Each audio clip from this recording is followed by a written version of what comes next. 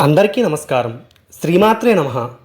మనం గుడికి వెళ్ళినప్పుడు బ్రాహ్మలు మనకి తీర్థం ఇచ్చేటప్పుడు ఒక విశిష్టమైన మంత్రాన్ని చెప్తారు. ఇవాళ దాని యొక్క అర్థాన్ని మరియు తీర్థం తీసుకునే విధానాన్ని తెలుసుకుందాం.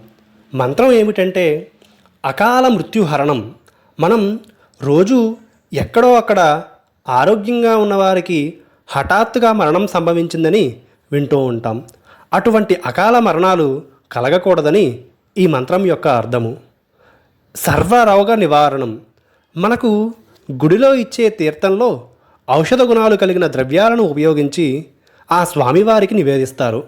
దానిని మనకి తీర్థంగా ఇచ్చేటప్పుడు మనలో ఉన్న అన్ని రోగాలు కూడా తగ్గాలని చెప్పడమే ఈ మంత్రం యొక్క అర్థము. సర్వపాప క్షయకరం. మానవులుగా పుట్టిన మనం తెలుసో తెలియకో ఏదో ఒక పాపం చేస్తూ ఉంటాం.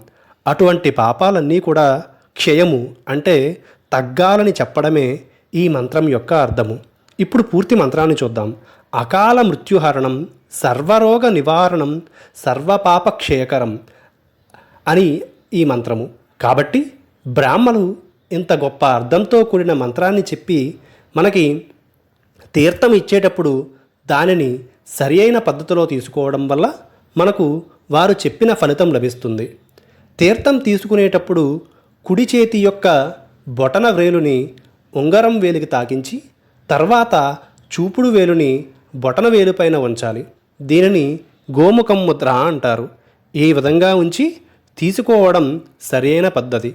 కావున అందరూ కూడా ఈ విధంగా గుడిలో స్వామివారి యొక్క తీర్థాన్ని స్వీకరిద్దాం.